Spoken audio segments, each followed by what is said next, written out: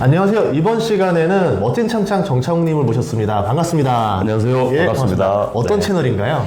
유튜브 멋진 창창 채널은요, 주로 군사와 안보 그리고 정치 외교 이슈를 다루는 채널이고요. 저의 군 생활의 경험과 그리고 저의 이 평상시에 좀 연구를 하는 분야에 대한 것들을 이 시청자들한테 좀 편안하게 쉽게 전달하기 위해서 만든 채널입니다.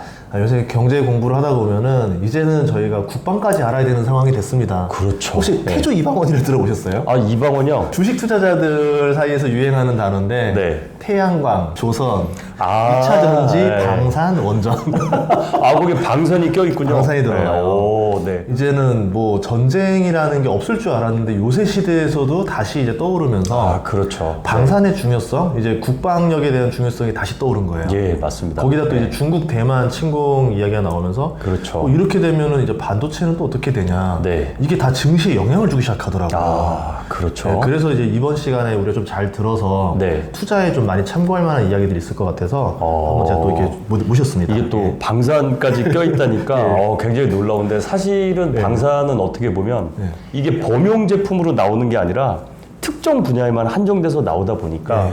굉장히 이게 스피노프 하기 어려운 부분도 있어요. 물론 이제 집중적으로 발전을 할 수는 있는데 그러다 보니까 그 수많은 공학자분들이 정말 음지에서 이 또 나 자랑도 못 하잖아요. 그렇죠, 이 기술 그렇죠. 자체가 네. 국가 비밀이고 하니까. 그래서 정말 많은 노력하는 분들을 저는 근접해서 많이 배웠었기 때문에 아, 저분들의 노력이 대단하다. 근데 최근에 이것이 이슈가 돼서 이제 이렇게 아까 그 태조 이방원에 또 이렇게 나온다고 하니까 저로서는 뭐 굉장히 좋은 현상이라고 봅니다. 네, 그럼 먼저 이제 여쭤볼게. 네. 이제 뭐 우크라이나 러시아 전쟁이 네. 이렇게 길어질 거라 상상을 못했습니다. 아, 그렇군요. 예. 네. 이게 지금 어떤 상황까지 된 건지 그 언제 끝날지 좀 궁금하거든요. 저는 사실은 일단 올 초에 네. 전쟁이 날 거라는 예상은 했었어요. 네. 이번에 우크라이나 전쟁을 제가 왜 예상을 했었냐면 러시아 입장에서는 나토의 동진에 대한 굉장한 민감도를 가지고 있었습니다. 푸틴 입장에서 나토의 세력이 점점 동진을 하게 돼서 이 우크라이나가 나토에 가입을 하게 되면 러시아 입장에서는 자신의 턱 밑에 칼이 들어오는 이런 상황이기 때문에 아마 가볍게 넘기진 않았을 것이다. 언젠간 손보려고 했는데 그렇죠. 그게 이 타이밍이었다는 거죠. 네네네, 그렇죠. 그러다 보니까 지금 말씀 굉장히 잘해주셨는데 언젠가 손보려고 하다 보니까 미리 사전 준비를 못한 거예요.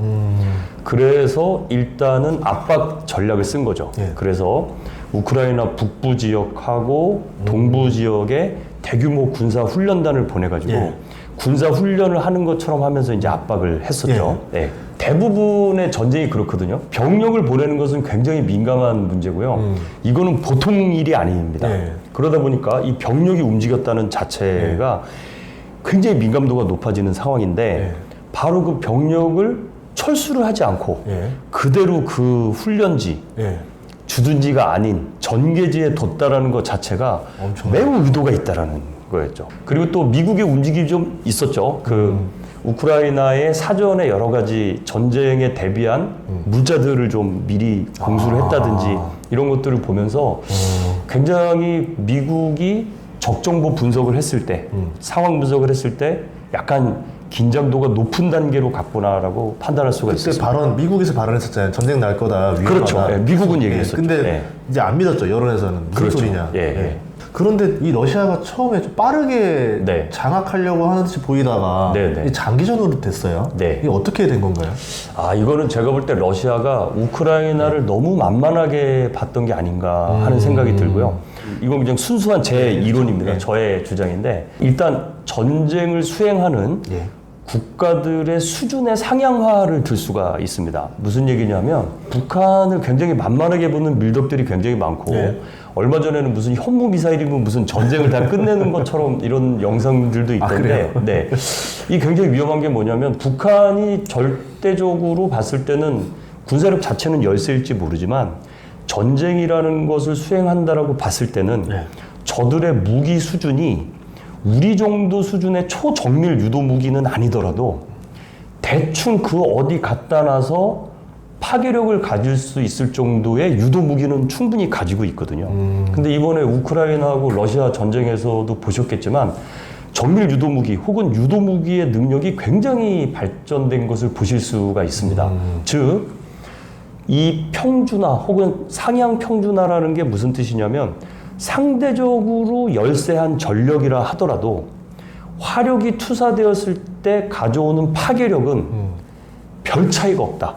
즉 100%든 7, 80%든 간에 20, 30%는 모자라겠지만 이 파괴력으로만 본다면 거의 100대 뭐 한 95까지 가지 않느냐. 이게 이제 저의 짧은 제가 지금 이제 뭐 계속 리서치를 하고 있는데 이게 저의 주장이고요. 근데 사실은 이것도 좀 봐야 되는 게 전쟁의 어떤 방식이라든지 우리가 이제는 대량 사륙, 대량 살상전을 할 수 없는 그쵸. 이것도 인류의 수준이 향상됐다라고 보는 겁니다. 그러니까 옛날 같으면 정말 원시인들서부터 막 부족을 멸사라고 하지만 우리가 전사가 왜 나왔습니까? 전사라는 게 각 부족의 죽음을 줄이기 위해서 대표해서 싸우는 사람들이 나온 게 전사거든요. 워리어. 그러니까 이 워리어들끼리 싸워서 이 싸움의 결과로 전쟁의 결과를 만들기 시작한 거. 인류사가 점점점 발전을 해오는 겁니다. 불필요한 싸움을 하지 말자. 그렇죠. 대량 사륙을 했었던 적이 있었죠. 인류 문명이 발달하기 전까지. 여러분 뭐 지금은 이제 그런 수준이 아니고 또 인류가 어떤 그 호혜평등이라든지 인본주의적 사고방식이 이거는 뭐 공산주의건 사회주의건 민주주의건 간에 인권의식이 상당히 올라간 상태예요. 현재가. 그렇기 때문에 그런 대량 살상, 대량 사륙전을 할 수 없는 상황에서 결국은 적의 CG, Center of Gravity라고 합니다. 즉 적의 중력 중심 혹은 핵심 리더십을 쳐서 이것을 흔들 수 있기에는 대량 사륙이나 살상이 아닌 상황에서는 굉장히 견고하게 버틴다. 지금 젤렌스키 대통령이 그런 경우거든요. 처음에는 우크라이나에 큰 지지를 받지 못했어요. 그 전 대통령도 그랬고 젤렌스키도 큰 지지를 받지 못했지만 러시아 입장에서는 큰 지지를 못 받는 이 대통령과 지휘부를 일순간 타격을 해버리면 정권만 붕괴시키면 된다. 정권만 붕괴시키면 넘어올 것이라는 낭만적 생각을 한 거죠. 지금 러시아 무기들이 신식 무기로 싸운 건가요? 좀 재래식 무기로 싸운 건가요? 이것도 뭐 러시아 무기에 대해서 많은 분들이 이제 너무 재래식이라고 생각을 하실 수 있는데 사실은 그렇지는 않고요. 러시아가 지금 신형 그 극초음속 미사일, 뭐 킨잘이라든지 이런 그 해상 무기들도 굉장히 지금 실험적으로 사용을 하고 있는데 다만 지금 러시아가 가지고 있는 전력을 기준으로 보면 우크라이나를 위해서 다 투입을 하지 않는 상황입니다. 이것은 제가 분석을 할 때는 러시아가 전체적인 전력을 우크라이나에 집중하지 않는 몇 가지 이유가 있는데요. 그 중에 하나는 나토의 적극적 개입에 대한 두려움이 있습니다. 내가 힘을 100을 쓰면 나토도 100을 쓴다. 그렇죠. 특히 우리가 볼 때 러시아의 저 강력한 공군력, 제공권을 왜 장악을 하지 못하느냐, 그걸 하고 있는데 러시아 입장에서는요, 바로 그 제공권을 장악을 안 하는 게 아니라 그 제공권이 추가로 상실되지 않기 위해서 제공권을 유지할 수 있는 전략 공군을 보존하고 있는 중입니다. 그리고 이제 푸틴이 핵 이야기를 계속 꺼내긴 하지만 쓰질 않거든요. 그건 왜 그런 건가요? 결국은 우리가 핵이라는 것은 대량 살상을 할 수밖에 없는 거거든요. 러시아 입장에서 지금 유럽의 세력들, 특히 독일하고는 그 노르트 스트림을 통해서 가스를 주다 보니까 독일이 적극 개입을 할 수 없는 상황이거든요. 특히 올 겨울이 오게 되면 이 에너지를 이 일종의 무기화하는 거에 지금 독일은 어떻게 보면 후킹이 되어 있는 상태잖아요. 그러다 보니까 이 유럽, 특히 이제 서구 세력의 인본주의적 바탕을 자극을 할 수가 있죠. 아까 말한 대로 대량 사륙전이 돼버리는 겁니다. 핵을 쓴다는 것은. 그럴 경우에는 서구가 단합해서 러시아로 밀고 들어오게 될 경우에는 그러니까 전 세계가 반 러시아가 돼서 총공세를 펼칠 수도 있다. 그렇습니다. 그 중국도 못 믿는다고 봐야 돼요. 그럼 굳이 뭐 푸틴이 핵 위협을 하긴 하지만 쓸 가능성은 낮다라고 보는 게 맞겠네요. 저는 현재로서는 그렇다고 보고요. 그런데 왜 이게 자꾸 말로 계속 위협을 할까요? 그렇죠. 요게 또 핵심입니다. 이것은 두 가지 목적이 있는데요. 하나는 적의 전의를 상실시키는 굉장히 중요한 수단입니다. 그들의 리더십에 충격을 주고 그다음에 국민들에게 공포와 불안감을 조성을 해서 지금에 있는 정권에 지지를 하지 못하게 하려는 그런 고도의 심리전이 있고요. 또 하나는 결국은 그거와 같은 내용인데 전의를 상실시키게 함과 동시에 실제로 러시아가 우크라이나의 거센 반격에 현재 직면해 있기 때문에 그 반격을 체인지할 수 있는 엄청난 화력이 없는 상황에서는 그 핵이 바로 그 수단이 되는 거죠. 그렇기 때문에 그렇게 강조를 하고 있습니다. 자, 그러면은 이 이야기를 들어보고 나면은 전쟁이 더 장기화될 가능성이 좀 높은 건가요? 그렇죠. 지금 현재 상황으로 보면 이것을 우리가 군사적 용어로는 돈좌됐다라는 표현을 쓰는데 사실 저는 돈좌된 상황이라고는 좀 보기는 어렵지만 어쨌든 전선이 지금 현재 교착 상태에 머무르는 건 사실이고요.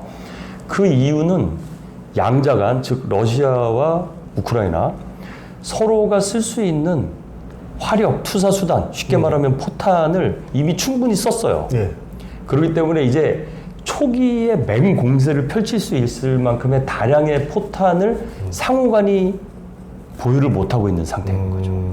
그러다 보니까 결국은 이렇게 국지전으로 그다음에 제한전으로 갈 수밖에 없고 제가 아까도 말씀드린 대로 전쟁의 수행을 하는 수준의 상향 평준화라고 했던 것이 바로 이런 현상을 말하는 겁니다. 그럼 이렇게 계속 장기전으로 되게 되면 어느 나라가 더 유리해질까요? 결국은 전쟁이라는 것은 한 국가가 가지고 있는 자원의 총량의 합의 싸움이기 때문에 제가 보기에 러시아 쪽이 더 유리하지 않을까 싶습니다. 러시아 쪽이요? 네. 네, 알겠습니다.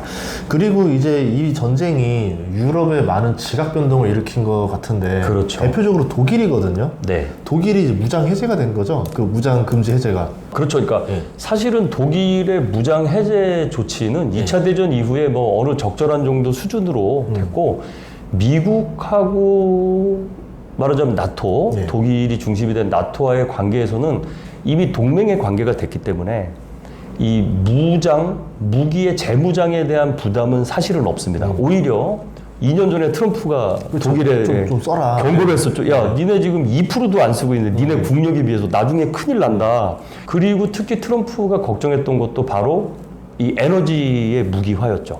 이 러시아가 제2 노르트 스트림을 뚫어서 이 가스를 제공하고 독일은 어쨌든 바보같이 원전을 뭐 탈원전을 하면서 모자라는 에너지를 다 러시아에서 러시아 가스로 땡겨왔는데 이제 올겨울이 정말 큰 문제거든요.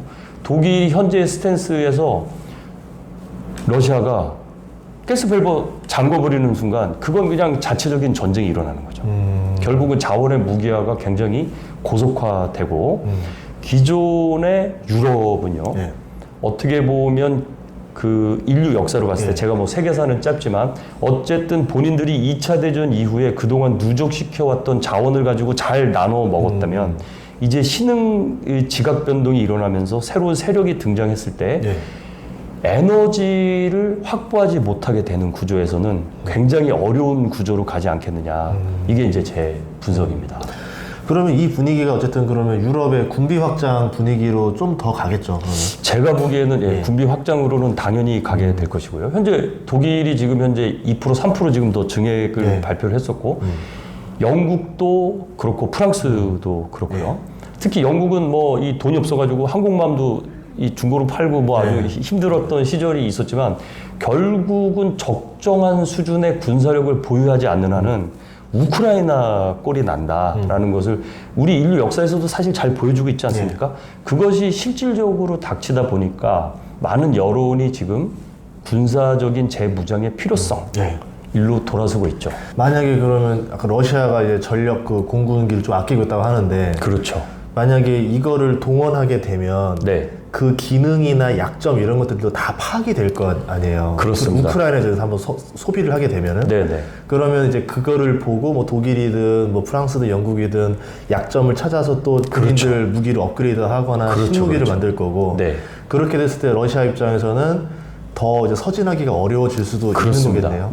그럼 진짜 말씀대로 이야기를 들어보면은 러시아는 우크라이나뿐만 아니라 조금 더 왼쪽까지도 고려를 하고 있는 그러니까 러시아의 궁극적인 목적은 그렇죠. 그러니까 그 야욕을 잘 알고 있는 폴란드가 네. 지금 기본적으로 전차하고 야포를 재무장하고 있고 공중전력이 급하니까 FA-50을 지금 구매를 하려고 하는 게 바로 그런 이유거든요. 그런데 러시아가 왜 안 하느냐에 대해서는 러시아는 혹시나 동쪽에서 공격을 당할 경우에 양쪽 전선을 형성해야 되는 것에 굉장한 부담이 있고요. 본토를 침공당할지도 모른다는 부담을 가지고 있습니다. 그렇기 때문에 러시아의 전략 공군은 본토에 그대로 둔 상태에서 제한된 화력과 제한된 항공력만 우크라이나에 지금 투사를 하고 있고요. 그래서 얘네들이 또 표현도 전쟁이라고 안 하고 특수 군사작전이라고 하는 이유가 서로 범위 넓히지 말자. 네네네. 네. 특별 군사작전을 함으로써 이게 만약에 러시아도 이걸 전쟁으로 선포를 하면은요, 얘들도 대규모 동원령을 선포를 할 수가 있어요. 우리나라처럼 동원령 선포하고 징집을 해가지고 대규모로 보내겠죠. 러시아 자체 국내에서의 여론에 대한 불리함도 있고 또한 실제로 그렇게 동원을 했을 때 서구 사회가 대응을 하는 거에 대한 부담감도 있는 상태인 거죠. 그럼 러시아에서 제일 뛰어난 전투기가 어떤 건가요? 예, 뭐 최근에 뭐 수호이 35라든지 이런 그러니까 성능 자체는 그 뭐 나쁘진 않아요. 그리고 얘네들 뭐 그 T-50 같은 스텔스기도 있지만 아까 말한 것처럼 전략 공군은 우크라이나에 투입을 않는 이유는 바로 리저브 예비로 두기 위해서고 마찬가지로 우크라이나도 사실상 공세적으로 쓸 수 있는 전투기는 별로 없습니다. 우크라이나가 초기에 굉장히 제공권을 잘 방어를 할 수 있었던 것은 우크라이나의 방공망이 굉장히 튼튼했기 때문입니다. 얘네들이 S-300을 러시아로부터 구매를 해서 운영을 하고 있었는데 굉장히 재미난 게 2020년대에 이 S-300을 업그레이드 했어요. 예. 이 우크라이나가 과학기술이 굉장히 앞서 있거든요. 방산기술이. 그래서 굉장히 이 시스템을 잘 배치를 해놓고 잘 운영을 했을 뿐만 아니라 우크라이나의 공군 작전사령관이 조종사 출신이 아니라 방공포병 출신이에요. 작전사령관을 방공포병 출신을 안침으로 해서 공대지 작전을 굉장히 효율적으로 수행하고 그래서 개전 초에 적의 대규모 공세 전략인 항공기들을 다 막아내 버렸기 때문에 이 제공권을 방어를 한 거죠. 그러니까 지상군들이 러시아 전차에 맞서서 우리 그 엔로우라든지 세인트 뭐 이런 것들로 해서 대전차 미사일로 이제 공격을 해서 방어를 할 수가 있었던 거예요. 만약에 공중이 그때 뚫렸다면 러시아 전차가 고속으로 밀고 들어왔겠죠. 네.